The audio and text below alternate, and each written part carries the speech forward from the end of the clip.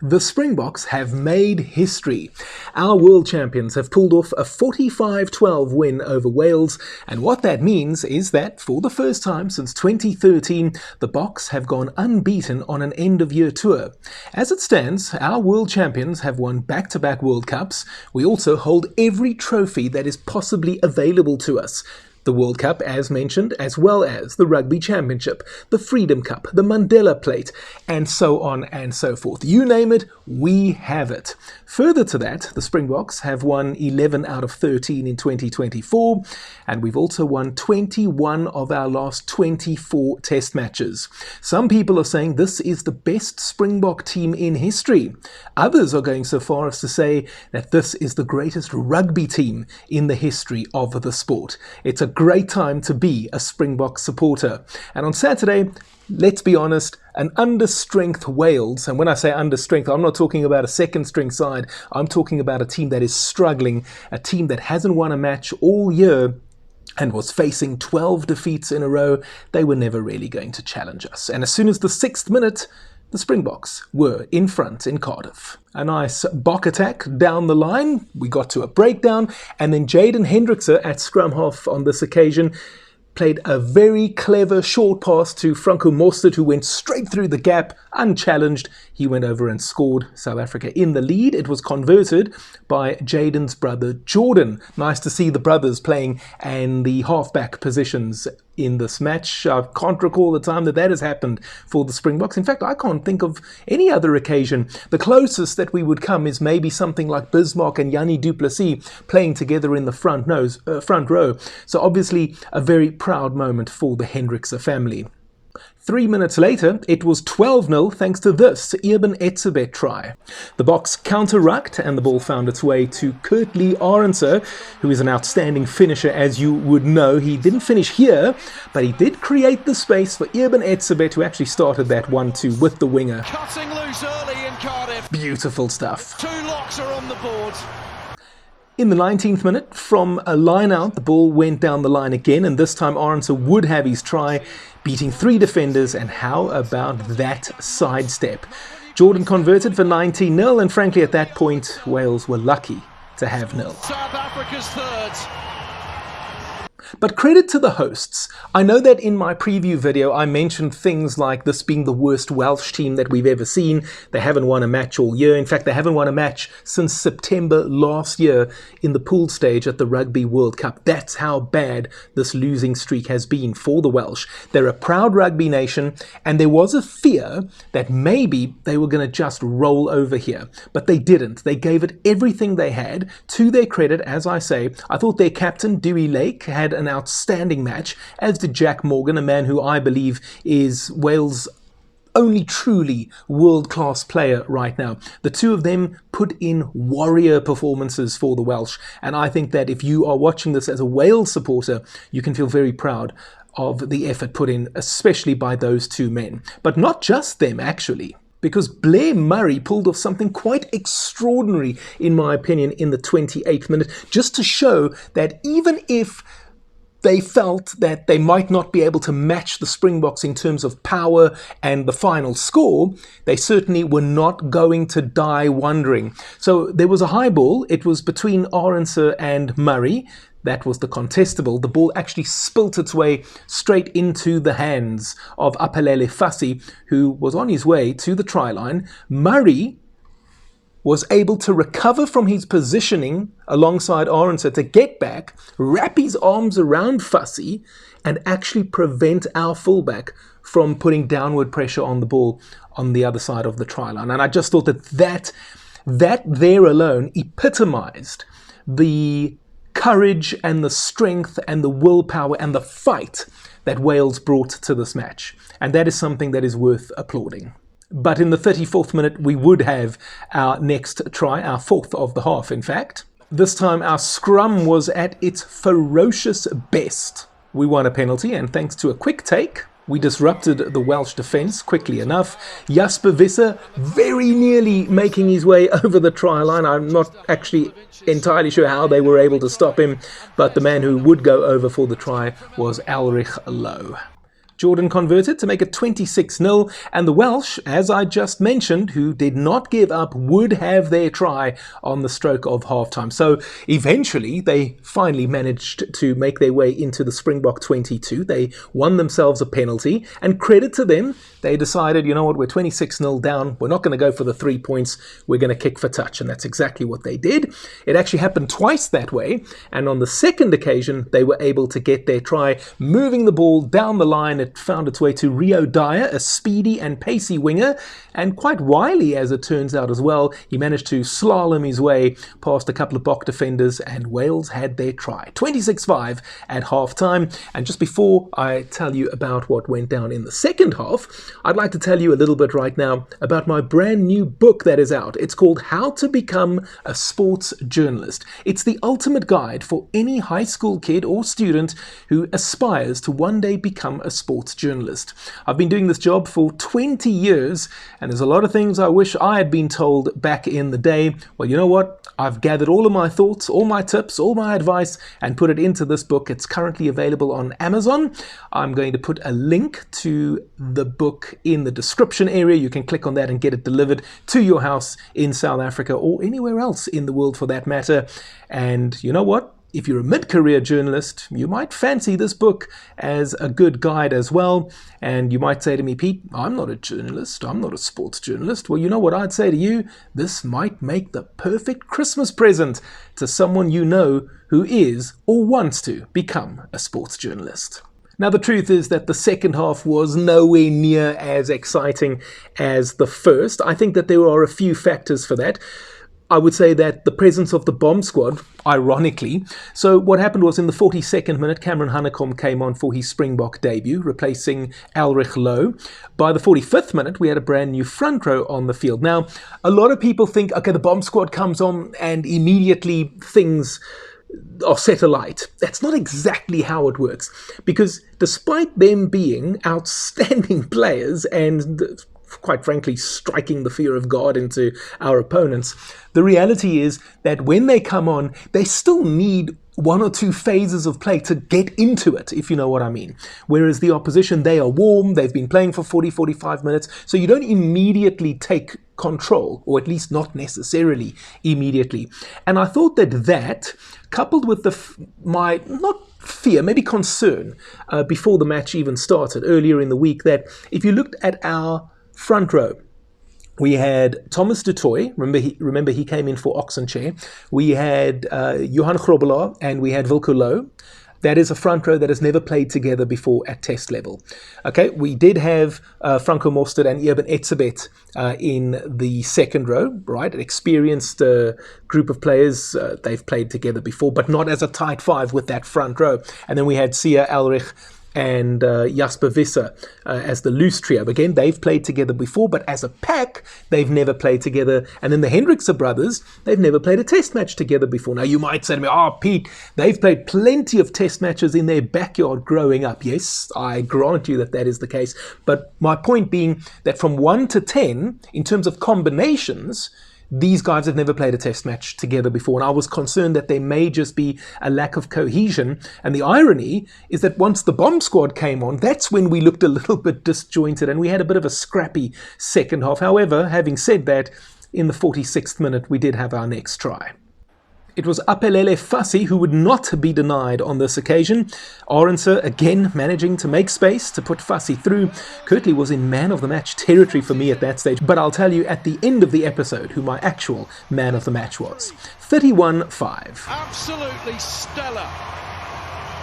This time Kirtley Arendse finding a hole and Fassi profiting.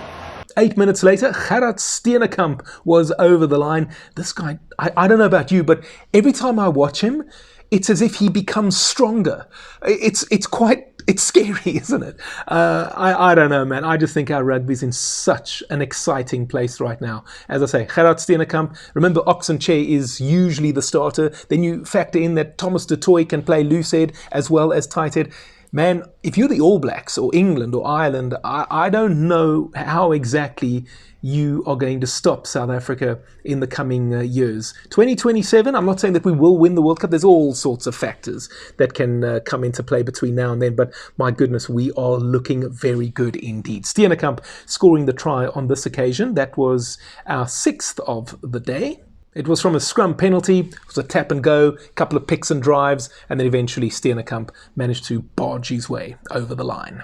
And then, as I say, the second half, it almost petered out a little bit. Again, largely in part to, I think on our part, a lack of cohesion. And I don't know, maybe there could have been an element of, it's been a long year, the match is in the bag, let's take our foot off the pedal a little bit, even if it's a subconscious thing. And then you couple that with the fact that Wales were giving it everything they got. They did not lie down and they kept going. And I think that made the match at least competitive, not necessarily in terms of the scoreline, but in the second half, it wasn't a runaway. You know what I mean? Like it wasn't like a 75-0 kind of situation, which quite frankly nobody wanted to see. But South Africa would go and score again just before the end of the match, 4 minutes from time. In fact, Handré Pollard this time, he had come on and he was playing inside centre here, and I thought that was actually quite clever. I'm not sure why Damian de Allende actually went off the field. I didn't pick up if there was an injury or not.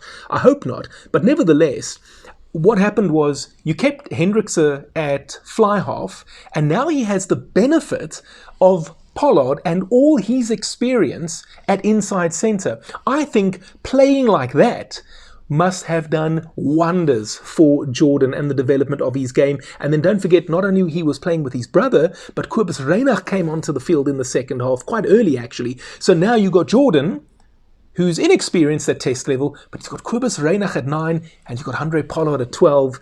What a wonderful situation for him to be in. That is what I call in-service training. Now, Pollard managed to make a good break.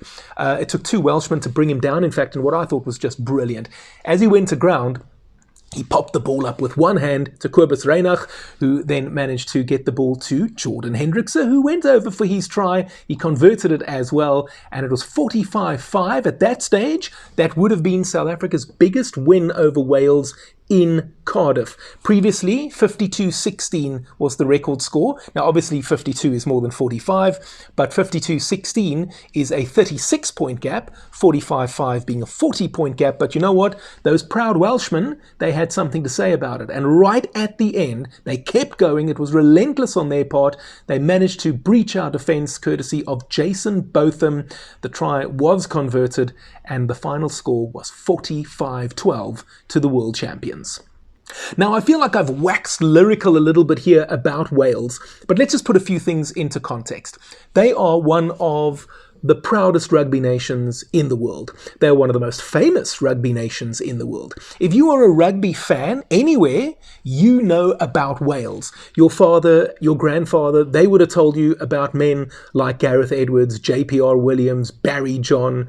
Me, I would tell you about the guys that I grew up watching. I'm thinking of Ian Evans. I'm thinking of Neil Jenkins. And then perhaps the more recent era, where you had men like Sam Warburton and Alan Wynne-Jones, warriors not only of Welsh rugby, but of world rugby. And to see them where they are, it's actually very, very sad.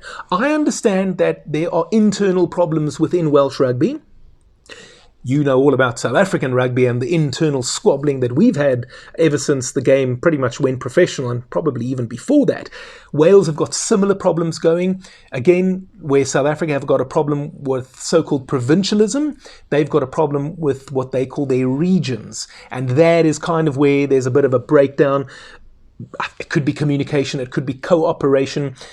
I don't pretend to be an expert on Welsh rugby, but they do have problems. And then don't forget that they've got a small population as well. So it's not like South Africa's got 60 million people. Wales do not have 60 million, nowhere near that, okay? And you think about that, and actually, in many ways, you could say that when it comes to punching above your weight, Wales might actually be the best rugby country in the world. You think about that for a moment. I would say that if not them, I mean, you could say New Zealand, right? Given their population, I think it's about 5 million, and to have done what they've done, then you could say the All Blacks are the best rugby nation ever. What about Fiji? And they've got a tiny population, and they've got to the Rugby World Cup quarterfinals 3 times. It's unbelievable. So those kind of things suddenly become part of the conversation. Wales, they haven't won since September last year. They've lost 12 tests in a row. The last time something like that happened was 1937. But you know what? I watched Lake, I watched Morgan, I watched Murray, and quite frankly, everybody put in a shift today. And you know what? If they continue doing that, and Warren Gatland, love him or not, is a very, very good coach. He's done it all before. He really has, except winning the World Cup, of course. But I'm confident that they can turn things around. And I think we want to see that. Nobody really wants to see Wales being, quite frankly, dreadful. And that is kind of what we're seeing at the moment. But based on the effort that they put in this defeat, I'm confident that they can turn things around. But it will take time. So let's see what happens. But you think about the British and Irish Lions tour to Australia next year, how many Welshmen can we honestly say can confidently go home after this match and pack their bags for that tour? Morgan? He's probably the only one, I think, who can confidently go home and pack his bags, knowing that he is going to Australia next year. Having said all of that, let's talk about our world champions. I mentioned it at the beginning of the video. I'm going to rehash that for you again because I feel like we need to talk about this. There are some historic things going on here. The last time the Springboks went on an end-of-year tour and were unbeaten was in 2013. It's been 11 long years since we did that. We've set the record straight. We hadn't won the Rugby Championship since 2019. It had been 5 years. And before that, it had been 10 years. So it was lovely to win the Rugby Championship this year. And in doing so, we also netted the Freedom Cup, the Mandela Cup, or the Mandela Plate rather. And don't forget, at the beginning of the year, we retained the Qatar Airways Cup, which I think looks like it's going to become an annual thing, probably at Twickenham. It's great. I love it. And let us keep hold of that trophy forevermore. And of course, the big one, the Webb Ellis Cup, is firmly in our trophy cabinet, and it has been since 2019. So double world champions, we've got every accolade we could possibly win. It's in our trophy cabinet. We're the number 1 team in the world. We've won 11 out of 13 in 2024, and we've won 21 of our last 24. Many congratulations to Dr. Rassie Erasmus and his coaching staff and our world champion Springboks. We love them. I did promise you that I would tell you who my man of the match is for this match. And you know what? Curtly Arendse, I thought he had a great game. I personally thought Siya Kolisi had a wonderful game. I really liked what I saw from Siya in this match, and I was very, very tempted to go with Siya. But if I'm honest, I couldn't ultimately overlook the man of the match as selected by the TV guys as well. So I ended up agreeing with him. I think that's 2 weeks in a row now. Not always the case. My man of the match, Franco Mostert, Sos. And just before I say goodbye, I'd like to encourage you to help me out on this channel. If you've enjoyed the content, why don't you give me a super thanks? If you look down there, you'll see a heart button with a $sign inside of it. If you click on that, you will make a highlighted comment on my channel. I promise to reply to it. I will also click the heart button on your comment, and it will invite you to make a small donation. I think it starts at $1. So yeah, I don't think it's too much, but you know what, if you want to give me $1 million, you can do that. I'm not going to say no. Why am I asking you for this? Guys, I want to go to Australia in 2027 and cover the Rugby World Cup for you, giving you daily coverage from down under. I need a bit of funding to make that happen, and that's why I'm asking you, if you've enjoyed this content, why not consider hitting that super thanks button and helping me out with a small donation? If you're not yet ready to do that, you can also hit the like button. You can even crock roll the like button if you like, and you can also subscribe to the channel if you haven't already done so. Now, I mentioned that the Boks have gone unbeaten on an end-of-year tour for the first time since 2013. Our coach on that occasion was Heineke Meyer, and I did an interview with Heineke about his Springbok coaching career. It's appearing on your screen over here. And you know who else led us on an unbeaten end-of-year tour back in 1997 was Nick Mallett. I did an exclusive interview with him about his Bok coaching career. That's on your screen over here. Click on one of those, enjoy it, and I will see you next time.